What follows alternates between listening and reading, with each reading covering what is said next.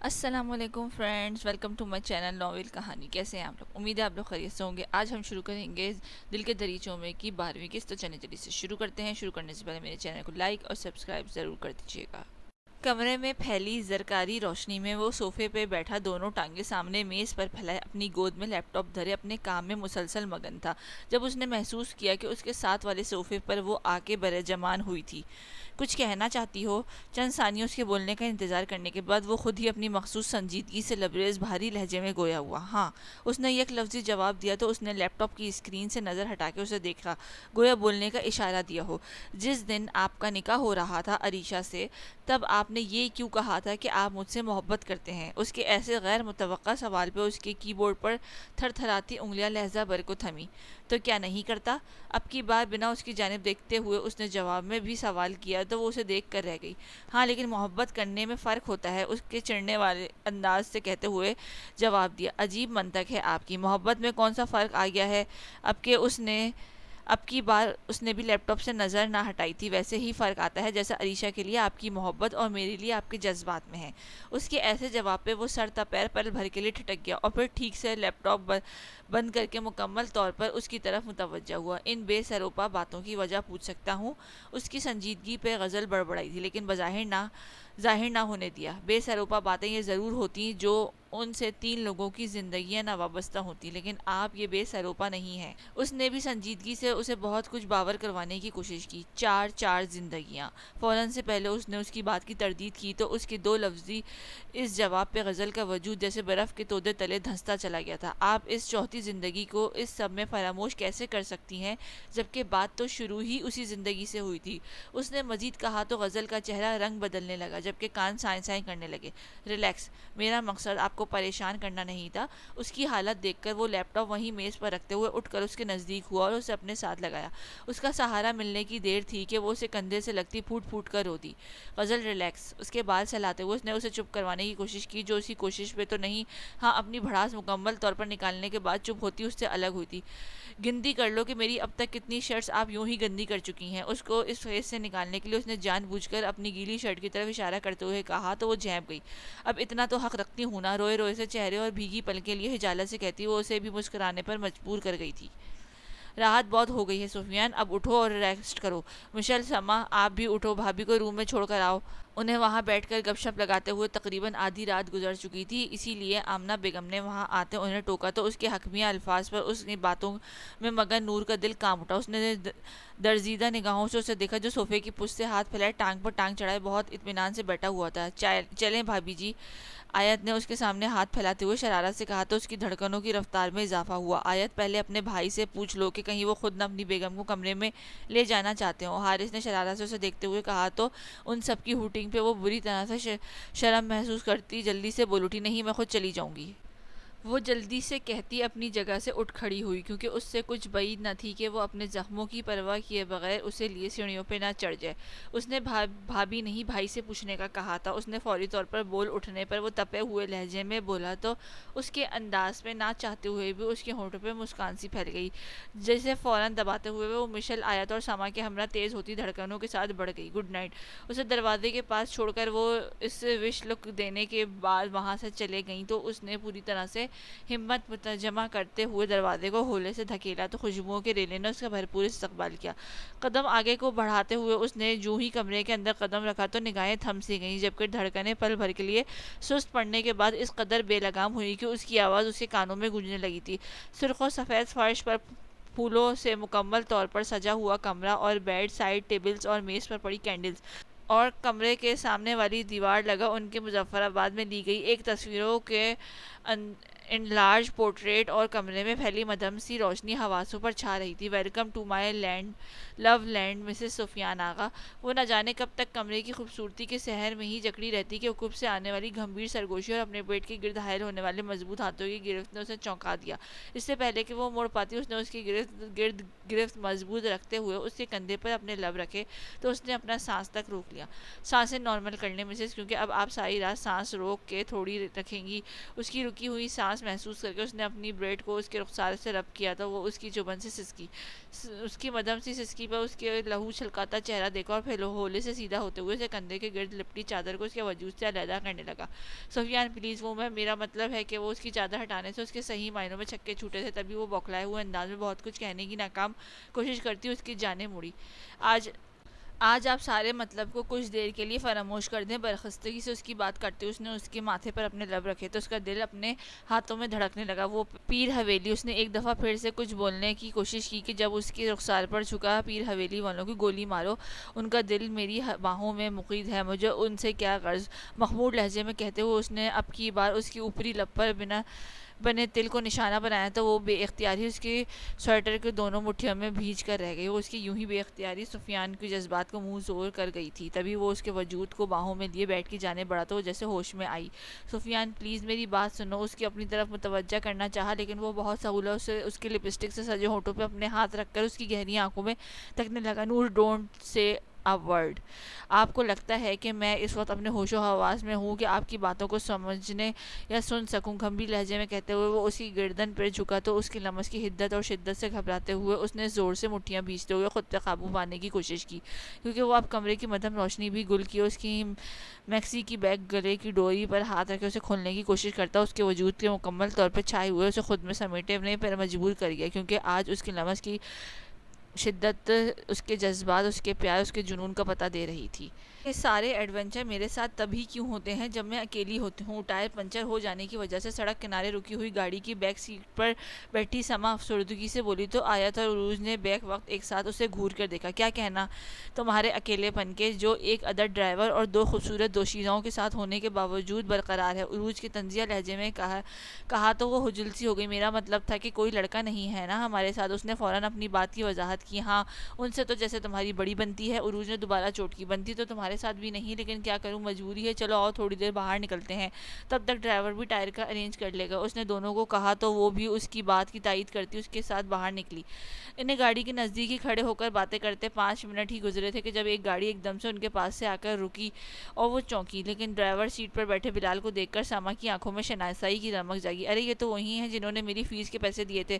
اسے اس گاڑی سے باہر نکلتا دیکھ کر وہ مارے جوش کے قدرے بلند آواز میں گویا ہوئی تو وہ آیا تو اس کا ہاتھ دبوچ کے چپ ہونے کا سگنل دے گئی۔ السلام علیکم سما، کیسی ہیں آپ؟ ان کے نزدیک پہنچتے ہی اس نے شائستگی سے استغفار کیا۔ وعلیکم السلام، جی الحمدللہ۔ اپنی خیریت بتانے کے بعد بنا اس کی خیریت جانے اس نے جلدی سے ان کا آپس میں تعارف کروایا۔ اس طرح روڈ پر کیوں کھڑی ہیں؟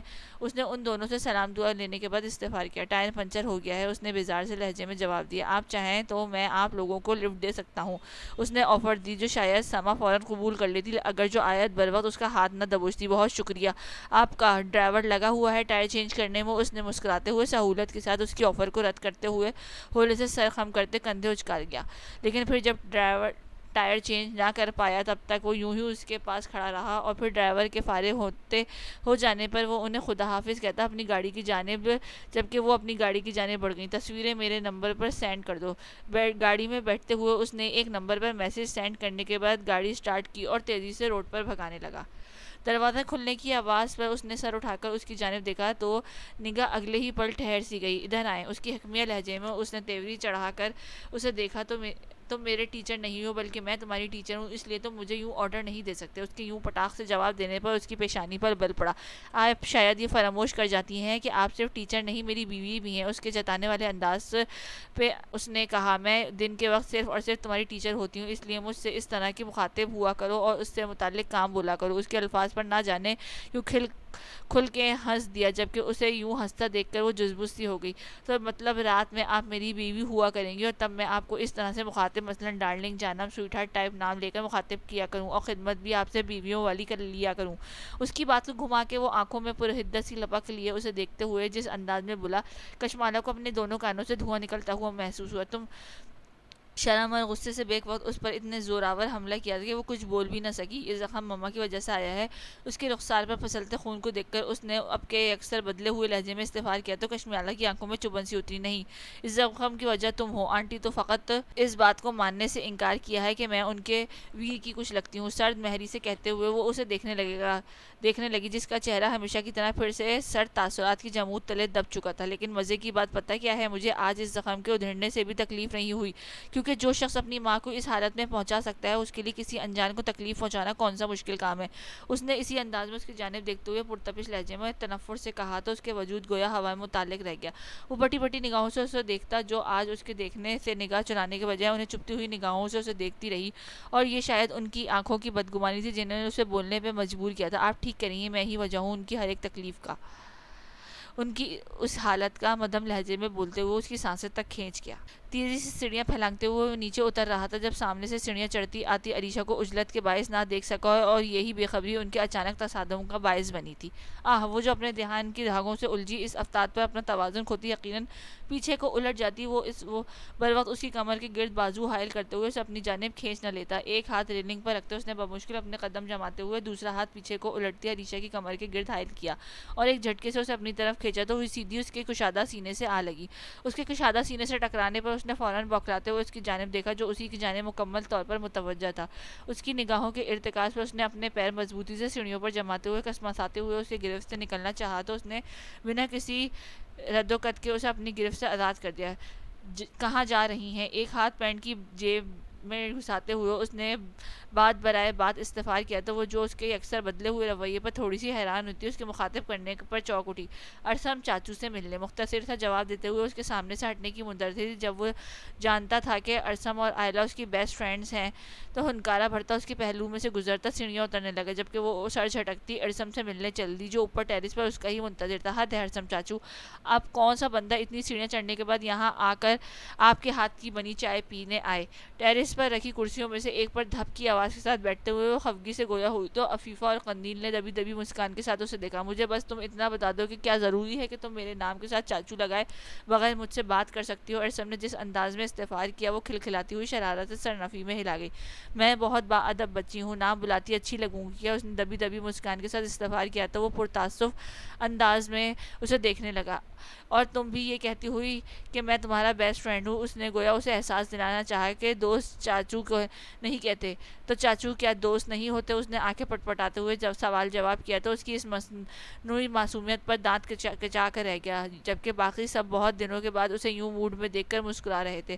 بالکل، جب چاچو اچانک شوہر بن سکتا ہے تو چاچو دوست کیوں نہیں بن سکتا؟ اچانک ہی اس کے 15 سالہ بھائی برہان ملک پر، جو کہ بورڈنگ میں ہوتا ہے، کی انٹری، اور وہ بھی ان الفاظ کے ساتھ عریشہ کو سر تا پیر جھلسا سی گئی، جبکہ باقی سب نے گویا فرمائشی کہکا لگایا۔ مجھے تو آج تک سمجھ یہ نہیں آئی کہ یہ میرا بھائی ہے یا کیف چاچو کا؟ چڑھتے ہوئے بولتی وہ ایک دم سے رکی اور پھر اپنے لفظ کا گلا وہیں گھوٹتی ہوئی ان سب کی شرارتی نگاہوں کی زد سے بچنے کی ناکام کوشش کرتی نئے الفاظ مرتب کرنے لگی۔ یا آپ سب کا چمچہ ہے؟ اس نے اس کا نام لینے کے بجائے سب کا صیغہ استعمال کیا اور ارسم کے ہاتھ بنی چائے کے سپ لینے لگی۔ خبردار لڑکی جو ہمارے بچے پر الزام لگانے کی کوشش کی۔ آئلہ جو کہ اسی کی ہم عمر تھی اس نے فوراً آگے بڑھ کر برہان کو ساتھ لگایا۔ بالکل، آج سے کچھ ماہ قبل تم کیف لالا کی سب سے بڑی فین، چمچی، فوک، گلاس، پلیٹ سب کچھ تھی۔ قندیل نے بھی فوراً برہان کی حمایت کی تو وہ اس کا چہرہ 400 واٹ کے بلب کی مانند چمکنے لگا، جبکہ قندیل کی یہ بات سن کر لہجہ بھر کے لیے وہ چپ رہ گئی۔ وہی ہم صیغہ ماضی کو فراموش کرتے ہوئے ابھی کی بات کرتے ہوئے بتا دیں کہ ہمیں اس وقت آپ کی کیف لالا بالکل اچھے نہیں لگتے۔ اس کا چہرہ دیکھتے ہوئے ارسم نے ہمیشہ کی طرح فوراً اس کا ساتھ دینا چاہا تو وہ مسکرا دی۔ اس ناپسندیدگی کی کوئی خاص وجہ عقب سے آتی غزل کی آواز پر سب نے ایک ہاتھ پلٹ کر اس کی جانب دیکھا جو انہی کی سمت آ رہی تھی۔ یہ وجہ کیا کم ہے کہ وہ ہمیں وقت نہیں دیتے؟ ارسم نے سنبھلتے ہوئے جواب دیا، جبکہ عریشہ بہت توجہ کے ساتھ اسے آتے ہوئے دیکھ رہی تھی۔ کیا غزل نے اپنے ماضی سے اپنے منگیتر سے رشتہ ختم کر کے کیف سے شادی کی تھی یا کیف نے زبردستی کی؟ اسے تکتے ہوئے اس کے دماغ میں خیال آیا، پھر تو مجھے بھی ان کی ناپسندیدہ کرنا چاہیے کیونکہ وقت تو وہ مجھے بھی نہیں دیتے۔ اس نے مسکرا کر کہتے ہوئے ان کی شرارت میں حصہ لیا تو سب ہی ہنس دیے۔ آپ کی تو ناراض ہونے یا ناپسند کرنے کے لیے تو یہی وجہ کافی ہے کہ انہوں نے آپ کے ہوتے ہوئے مجھ سے نکاح کر لیا۔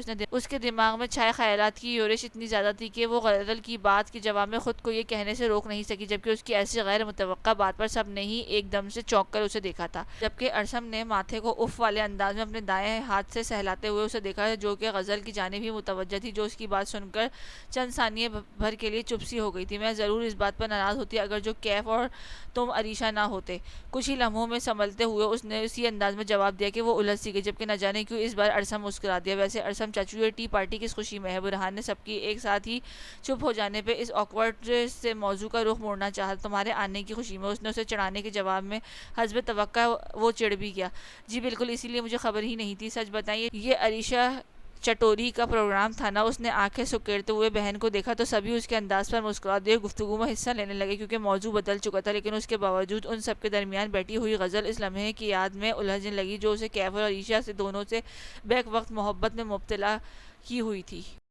नींद में करवट लेते हुए उसने सर तकिए में घुसेड़ना चाहा। जब एक अजीब से एहसास के तहत उसने पट से आंखें खोली तो सामने ही वो मुलगजी से ज़रकारी रोशनी में उसकी जानिब पुश्त किए, पीले रंग की टी शर्ट ज़ेबतन किए, बेड से नीचे पैर लटका कर बैठा किसी से कॉल पर मसरूफ़ था। क्या मैं तुम्हें पागल नज़र आता हूँ जो तुम्हारी इस बकवास पर यकीन कर लूँगा? उसकी दबी दबी आवाज़ पर उसने नींद का गलबा मज़ीद कम हुआ तो उसने एक नज़र दीवार की घड़ी पर डाली, जहाँ इस वक्त सुबह के 4 बज रहे थे। वो मज़ीद हैरान हुई कि इस वक्त तो किसके साथ कॉल पर मसरूफ़ था। सर, हम सच कह रहे हैं, हमें ख़ुद भी नहीं खबर ना हो सकी कि वो इस वक्त यहाँ से गायब हो गए, क्योंकि वो अभी सही से चल भी नहीं सकते थे। दूसरी जानिब मौजूद ऑफिसर ने उसकी तेवर मुलाहता करते हुए नरम लहजे में कहते हुए उसे ठंडा करने की कोशिश की। कैफ और वीर को इतला दी। उसका अगला सवाल कदरे कंपोज लहजे में पूछा गया था, लेकिन जवाब में न जाने क्या कहा गया कि वो जो भड़क उठा। क्या मतलब है तुम्हारी इस बकवास का? एक शख्स जो बीमारी की हालत में था और तुम 12 लोगों की सिक्योरिटी के बावजूद भाग निकला है, वो तुम लोगों ने हम में से किसी को इतला देना कि अभी गवारा नहीं समझा। उसकी आवाज़ से आया होते इश्तियाल में उसे न जाने क्यों तफक्कुर के रंग ज़्यादा महसूस हुए थे। वो अंगड़ाई लेती हुई सीधी हुई और नीम दराज होते हुए बेड ग्राउंड से सर तकिए से टिकाती फिर से उसे देखने लगी, जो उससे मुकम्मल बेनियाज फ़ोन पर मसरूफ़ था। अपनी अकल से पैदल टीम को अलर्ट करो और जल्द अज जल्द उसे ढूंढो, वरना तुम लोगों की लाशों को ऐसे ठिकाने लगाऊंगा कि आने वाली नस्लें याद रखेंगी। उसके लहजे की बदौलत नूर की हथेलियों के पसीनों से तर कर गई। गधे उल्लू के पट्टे, फुल ट्रेन टीम लेकर एक बीमार बंदे की सिक्योरिटी में लगे हुए हैं और बंदा फिर भी उनकी कस्टडी से भाग। 1 मिनट। कॉल बंद करने के बाद वो झुलसते हुए बड़बड़ाए जा रहा था जब एकदम से वो ठिठक गया। उसे दिल में अजीब से एहसासात लिए उसकी पुश्त को तकती, उसकी खुद कलामी की समात करी थी। उसके ठिठकने पर नींद के खुमार से पूरी आंखें लिए उसे देखने लगी, जो अब अपने मोबाइल पर एक और नंबर मिला रहा था। तो कॉल पे खोने पर उसने कुछ कहना चाहा, लेकिन गालिबन दूसरी जानिब से उसकी बात काट ही गई थी। तभी वो चुप हो गया था, जबकि दूसरी जानिब इस पहर उसकी कॉल देखकर नींद में मुकम्मल गर्क कैफ अपनी नींद के ख़राब होने पर भुन्ना ही कहता। मैरिड होने के बावजूद तुम्हें इतनी सेंस नहीं है कि रात को किसी भी पहर किसी मैरिड बंदे को डिस्टर्ब नहीं करते हो। उसने उसे उसी के अंदाज में टोकने की कोशिश की, क्योंकि सीधी बात वो समझता नहीं था, लेकिन वो उल्टी बात भी नहीं समझता था। उसका इसे अंदाज़ा ना था। हाँ बिल्कुल, जैसे मैं ये बात नहीं जानता कि रात के 12 बज रहे हों या 3। तुझे तेरी बीवियों ने वैसे ही मुंह नहीं लगाना। दूसरी जानिब से भी किए गए हमले के जवाब में उसे तड़क कर बोला। वो जान गया था कि दूसरी जानिब यकीनन उसका वही दोस्त होगा जिससे वो शाम में भी 2 बीवियों का ताना दे रहा था। वीर को हॉस्पिटल से तूने गायब करवाया है ना? इससे पहले दूसरी जानिब से वो मजीद कुछ कहता, अपने अंदर खुद बुद से उलझते वो संजीदगी से गोया हुआ तो उसकी ऐसी पहेलियों भरी गुफ्तगू पे अब के नूर की सारी नींद उड़ गई थी। मैं कैसे गायब करवा सकता हूँ? वो अभी इस सूरत में है जब वो तेरी टीम के अंडर सिक्योर है। दूसरी जानिब उसके अचानक सवाल पे पल भर के लिए भी चौंके बगैर उसने नॉर्मल से अंदाज में जवाब दिया, तो उसके इस अंदाज पर वो जल ही तो गया था। तेरे इस तजाहिल आरफाना पर मेरा दिल चाह रहा है कि तुम मेरे सामने होते और मैं तेरी बूथड़े को इस कदर सुझाता कि अरीशा ज़िंदगी भर तुम्हें मुंह लगाने से कतराती। ज़लील इंसान, यहाँ मैं अपनी खुशगवार रात को भाड़ में झोंक कर उसके लिए परेशान हो रहा हूँ और इधर तुमने उसे गायब करवाने के बाद हमें इतला देने की जहमत तक नहीं की। वो तो जैसे भरा बैठा था। तभी उसकी बात सुनने के बाद वो जो शुरू हुआ तो कदरे बुलंद आवाज़ में बोलता वो इस पल अपने साथ कमरे में नूर की मौजूदगी को फरामोश कर बैठा था। सुबह के 4 बज रहे हैं, इसलिए खुशगवार रात वाला ताना हरगिज़ ना दो। इस सारी बात में गोया उसे सिर्फ इसी बात से इन्हिराफ हुआ था। जबकि उसके तंज को मुकम्मल पीते हुए उसने एक नज़र घड़ी पर डाली और फिर कदरे मध्यम लहजे में गोया हुआ। गज़ल को बताया तुमने? उसके सवाल पर दूसरी जानिब मौजूद कैफ वालों में उंगलियां फेरते हुए ठिठक गया। क्या तुम्हें लगता है कि ऐसी सिचुएशन में ये बताना चाहिए? वो जानता था कि ये सवाल होने के बावजूद सवाल हरगिज़ नहीं था, तभी खामोश रहा। अभी तुम आराम से नींद पूरी करो अपनी और ٹینشن نہیں لو، بس میرے لیے دعا کرو۔ اس کی خاموشی پر وہ جمائی روکتے ہوئے گویا ہوا تو اس کے آخری الفاظ پہ سفیان کے دل کو کچھ ہوا۔ تم بہت اچھے ہو کیف۔ اس کے ہونٹوں سے نہ جانے کیوں اور کیسے یہ الفاظ پھسل پڑے جو دوسری جانب کیف کو پل بھر کے لیے ششت کر گئے، جبکہ نیم دراز نور بھی اس کے یکسر بدلے ہوئے لہجے پر چونکی تھی۔ لیکن بعض اوقات ضرورت سے زیادہ اچھائی ہمارے گلے کا پھندا بن جاتی ہے، جیسے تمہارے گلے کا پھندا بنی ہوئی ہے اور مزید بنے گی۔ کیف کی خاموشی پر وہ مزید گویا ہوا تو اس نے گہری سانس خارج کرتے ہوئے گویا اندر کی گھٹن کو باہر نکالنے کا راستہ دیا۔ اللہ حافظ۔ بنا مزید کچھ کہے اس نے آہستگی سے کہہ کر کال بند کی تو اس کی ایک نظر موبائل کی اسکرین پر ڈال کر اسے واپس سائڈ ٹیبل پر رکھا اور پھر بازو کھول کر ہوا میں بلند ہوئے گویا خود کو ریلیکس کرنا چاہو۔ اس کام سے فارغ ہونے کے بعد اس نے اپنا تکیہ درست کرتے ہوئے پلٹ کر دیکھا تو اسے جاگتا پا کر ہرگز حیران نہ ہوا، کیونکہ کال کے دوران وہ اپنی پشت پر جمی اس کی گہری نگاہوں کے ارتکاز کو جان چکا تھا۔ کیا میں یہ جان کر خوش ہو سکتا ہوں کہ میری خود سے دوری کے باعث آپ کی نیند میں خلل پیدا ہوا ہے؟ اس کے نیند کی خمار سے گلابی ہوتی آنکھوں میں جھانکتے ہوئے اس کے پہلو میں دراز ہوا تو اس نے فوراً خود کو 1 انچ پر کھسکایا۔ آپ یہ جان کر شرمندہ ہوں کہ آپ کی آوازوں کی وجہ سے میری نیند خراب ہوئی ہے۔ اس کے جذبات کا جنازہ نکالتی وہ نماز کے وقت ہوتے دیکھ کر اٹھنے کے پرت ہونے لگی، جب اس نے سرعت سے اس کا ہاتھ پکڑ کر اسے اپنی طرف کھینچا۔ چھوڑے مجھے، نماز پڑھنی ہے مجھے۔ اسے خود کے گرد بازوؤں کی گرفت مضبوط کرتے دیکھ کر وہ بری طرح سے بوکھلائی، لیکن وہ اثر لیے بغیر اس کو خود میں مقید کی کروٹ بدل کر اس پر جھکا۔ شوہر کو نظر انداز کر کے نماز پڑھو گی تو اللہ پاک ناراض ہوں گے۔ آنکھوں میں شرارت لیے وہ اس کی تھوڑی پر جھکا تو اس کی شرارت پر اس نے فوراً پل کے مول دیے۔ شوہر مجھ سے راضی نہیں ہو سکتا، چھوڑے مجھے۔ اس سے پہلے کہ وہ مزید کچھ جسارت کا مرتب ٹھہرتا وہ اسے کندھوں پر ہاتھ رکھتی پھر سے مزاحمت کرنے لگی۔ منہ دکھائی نہیں لوگی اس کی مزاحمت کو سہولت سے نظر انداز کیے وہ اب اس کے رخساروں پر جھکا تو اس نے خفگی سے اسے دیکھا، لیکن اچانک ہی اس کے ذہن میں اس کی کئی گفتگو گونجی تو اس کا سوال کا جواب دیے بنا اس نے اپنے سوال اس کے سامنے پیش کیا۔ کون غائب ہوا ہے؟ وہ جو مدہوشی سے اس کی آنکھوں پہ جھکنے والا تھا اس کے سوال کو سن کر چونک گیا اور پھر گہری سانس خارج کرتے ہوئے اس نے پیشانی کو ہولے سے چوم کر سیدھا ہوا۔ ہمارا دوست، اس نے مختصر سے جواب میں اس کے چونک کر اسے دیکھا، جس کے چہرے پر اب نرم تاثرات کے بجائے ایک دلگیر سا تاثر چھایا ہوا تھا۔ وہ ہاسپٹل کیوں ہے؟ کیا ہوا ہے اسے؟ وہ کبھی اس کے معاملات میں نہ پڑتی، لیکن جو کچھ کرنے کا ارادہ وہ باندھ چکی تھی اس پر عمل پیرا ہونے سے قبل وہ اس سے یہ باور کروانا چاہتی تھی کہ وہ اس کے ساتھ خوش اور مطمئن ہے۔ اس سے اس کی محبت چھینی گئی ہے۔ قطعی غیر متوقع جواب پر اس نے کرنٹ کھا کر اس کے چہرے کو دیکھا جس پر کیے گئے دنوں کی اذیت چھائی گئی تھی۔ ماضی، سیاہ جاگرز میں مقید ان پانچوں کے پیر جاگنگ ٹریک پر دوڑتے ہوئے ایک دوسرے کو شکست دے رہے تھے، جبکہ ہونٹوں پر بکھرتی ہنسی ایک دوسرے کو جینے کا سبب دے رہی تھی۔ تم لوگوں کو شرم نہیں آ رہی؟ میری لڑکی ہونے کا لحاظ کر کے ہی اپنی سپیڈ آہستہ کر لو۔ ان سے چند قدم پیچھے رہ جانے والی غزل نے ان چاروں کو دیکھتے ہوئے ہانک لگائی تو چاروں نے پلٹ کر اس کی جانب دیکھا جو گرے جاگنگ سوٹ میں ملبوس اپنے گھٹنوں پر دونوں ہاتھ جمائے قدرے جھک کر گہرے سانس لیتی ہوئے انہیں ہی تک رہی تھی۔ ہم ضرور یہ لحاظ کرتے جو ہمیں ذرا سا بھی شبہ ہوتا کہ تم واقعی لڑکیوں کی طرح نازک اندام ہو۔ مہابیر نے مسکرا کر کہتے ہوئے اسے چھیڑا تو اس کے نتنے پھولنے لگے، جبکہ باقی تینوں نے بمشکل اپنی مسکان ضبط کی۔ ویر، اپنے بھائی کو سمجھا لو۔ اس کی کیف کی بائیں جانب کھڑے مہاویر شاہ کو مخاطب کیا جو بہت نرم نگاہوں سے اس کی جانب دیکھ رہا تھا۔ مہابیر، اس کے کہنے پر اس نے مسکراہٹ کو بمشکل ہونٹوں کے کنارے پر دباتے ہوئے اس کے کہے کے مطابق اپنے بھائی کو تنبیہ کی۔ ویسے اگر تمہارے اندر کی لڑکی کو سکون مل گیا ہو تو ہم جاگنگ مکمل کرنے لڑکی صاحبہ۔ سفیان نے اسے دوبارہ سے منہ کھولتے دیکھ کر استفسار کیا تو اس کے الفاظ پر کیف اور مہابیر کے کہکے گونج اٹھے، جبکہ مہابیر نے قہقہے کا گلا گھونٹتے ہوئے فقط مسکرانے پر اکتفا کیا۔ تم پہنچو آج ذرا یونی پورا دن اس ہرا کے تمہارے پیچھے نہ لگا کر رکھا تو پھر کہنا۔ وہ انتقامانہ انداز میں گویا ہوئی واپس سے اس کے ساتھ ٹریک پر دوڑنے لگی۔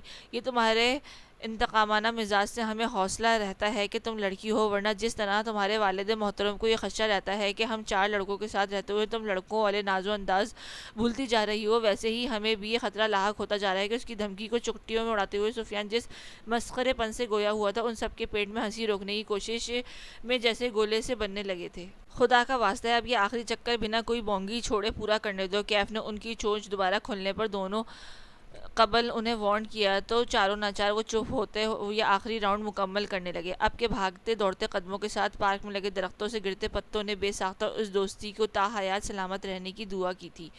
ویسے غزل کہ فرنٹ سیٹ پر بیٹھنے کا ہمیں یہ فائدہ ضرور ہوا ہے کہ گاڑی ڈرائیو نہیں کرنی پڑتی۔ مہابیر نے ڈرائیو کرتے مہاویر کو دیکھتے ہوئے شرارت سے کہا تو اس کی بات کا پس منظر سمجھتے ہوئے اس نے پلٹ کر ایک عدد گھوری سے اسے نوازا۔ اگر تم ڈرائیو کرتے تو یہ میں ہرگز فرنٹ سیٹ پر نہ بیٹھتی، اس نے تنک کر جواب دیا۔ اب کھلم کھلا تو اپنے جذبات کا اظہار نہ کرو، ہمارا لڑکا عالم مدہوشی میں گاڑی کہیں دے مارے گا۔ سفیان نے اس کی بات کو مہاویر کے مسکراتے چہرے کے ساتھ نکتی کرتے ہوئے حملہ کیا تو وہ جھیپ سی گئی۔ انتہائی کوئی بے شرم قسم کی مخلوق ہو تم دونوں، اس نے جھیپ مٹانے کو سفیان اور مہابیر کو رگڑا۔ ان دونوں کو چھوڑو، یہ بتاؤ کہ انکل سے ہمارے ساتھ جانے کی پرمیشن لے لی ہے؟ کیف نے ان تینوں کی لفظی جنگ کو روکتے ہوئے موضوع گفتگو بدلا۔ وہ تو میں نے اسی دن لے لی تھی بھائی، اب ہونے والی بھابھی کو دیکھنے کا چانس مل رہا ہے تو ضائع کیوں کریں بھلا، اس نے کھنکھناتے لہجے میں کہتے ہوئے آخر میں شرارت سے گردن گھما کے اسے دیکھا جو اس ذکر پہ دلکشی سے مسکرا دیا۔ یہ بات تو سچ ہے، یہ شاید پہلی شادی ہوگی جہاں ہم جیسے چار باراتی دولہا دلہن کو دیکھنے کی بجائے ہونے والی بھابھی دیکھنے جائیں گے۔ مہابیر نے بھی مسکراتے ہوئے اس کی تائید کی تو وہ چاروں بھی مسکرا دیے۔ ویسے کیف، تمہیں عریشہ کو اپنے جذبات سے آگاہ کر دینا چاہیے۔ یونی کے پارکنگ میں گاڑی روکتے ہوئے مہاویر نے کیف کو مخاطب کیا تو وہ جو اپنی منی بوتل سے پانی پی رہا تھا اسے اچھو سا لگ گیا۔ خدا کا خوف کرو ویر، ابھی سے اسے سب بتا کے اس کے کم سے دماغ خراب نہیں کروں گا۔ سنبھلتے ہوئے اس نے رومال سے اپنے گیلے کپڑے صاف کرتے ہوئے اسے لتاڑا۔ ارے دماغ ہرگز خراب نہیں ہوگا، وہ اپنی غزل کو ہی دیکھ لو، اس کا ہوا دماغ خراب۔ حالانکہ یہ بھی سفیان نے گاڑی سے اترتے ہوئے ایک بار پھر سے غزل کو اٹیک کیا تھا۔ حسب توقع وہ اس پر چڑھ دوڑی اور پھر اگلے 2 منٹ کے اندر دونوں پارکنگ میں ادھر سے ادھر بھاگتے ہوئے ان دونوں کے ہونٹ پر مسکراہٹ بکھیر رہے تھے۔ ایک طویل سی ڈرائیو کے بعد ان کی گاڑی ملک ہاؤس کے دیو ہیکل گیٹ کے سامنے رکی تو چوکیدار نے فرنٹ گیٹ کھولا۔ گیٹ کھلنے پر گاڑی پتھریلی روش میں پھسلتی ہوئی وسیع و عریض پورچ میں آن رکی جہاں پہلے ہی 3 سے 4 عدد گاڑیاں موجود تھیں۔ گاڑی پارک کرنے کے بعد وہ سب ایک ساتھ گاڑی سے باہر نکلے تو کیف نے وہاں آ کر ٹھہرتے ملازم سے سامان نکالنے کو کہا اور خود انہیں ساتھ لیے آگے بڑھا۔ کیف، تمہارا گھر بہت پیارا ہے، غزل نے ایک ستائشی نگاہ لان پر لگے رنگ برنگے پھولوں پر ڈالی۔ اس کی بات کے جواب میں اس سے قبل کہ کیف کچھ کہتا صدر دروازے کو کھول کر ایک دم سے 3 لڑکیوں کے ساتھ باہر نکلی اور انہیں دیکھ کر پہلے تو ٹھٹکی لیکن پھر چیختی ہوئی ایک ساتھ ان کی جانب لپکی۔ یا اللہ! ان تینوں کی ہی چیخنے اور بھاگنے پر وہ چاروں بوکھلائے ہوئے کیف کے پیچھے ہو گئے، جبکہ ان کی اس حرکت پر دانت کچا کر رہ گیا۔ کیف لالا، کیف چاچو، ایک ساتھ یہ آواز ان چاروں کے کانوں میں پڑی تو انہوں نے سنبھلتے ہوئے سامنے دیکھا جہاں وہ تینوں خوبصورت سی لڑکیاں خاصی محبت کے ساتھ کیف سے مل رہی تھیں۔ ایک ساتھ یہ آوازیں ان چاروں کے کانوں میں پڑی تو انہوں نے سنبھلتے ہوئے سامنے دیکھا جہاں وہ تینوں خوبصورت سی لڑکیاں خاصی محبت کے ساتھ کیف سے مل رہی تھیں۔ سامنے آؤ ذلیلو! گردن ہولے سے گھما کر وہ زیر لب بولا تو وہ فوراً اس کے ساتھ آ کھڑے ہوئے۔ یہ چاروں میرے دوست ہیں، یہ غزل ہیں، یہ مہاویر، یہ مہابیر اور یہ سفیان ہے۔ اس نے چاروں طرف اشارہ کرتے ہوئے ان کا تعارف کروایا تو وہ غزل سے ملنے لگی۔ یہ آئلہ اور ایانا ہیں، میری سسٹرز، جبکہ یہ سیاہ ٹراؤزر شرٹ میں ملبوس کھلتی ہوئی کلی محسوس ہوتی۔ عریشہ کا تعارف کرواتے ہوئے جانے کیوں اٹکا تھا۔ یہ عریشہ ہیں۔ ان چاروں کے استفہامیہ نگاہوں کے جواب میں اس نے سنبھلتے ہوئے تعارف مکمل کیا تو نوخیز کلی کی مانند کھلتی ہوئی عریشہ اس تعارف پر شاکی سی ہوئی۔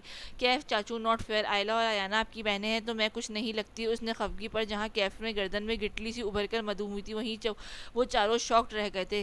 کیف چاچو! ان چاروں نے بیک وقت کیف کی جانب دیکھا جو عریشہ کو دیکھنے سے مکمل احتراز برت رہا تھا اور پھر یکایک اس شوق کو جب شعور سے آگہی ملی تو یک لخت ہی ملک ہاؤس کے وسیع و عریض لان جناتی کہکوں سے گونج اٹھا تھا۔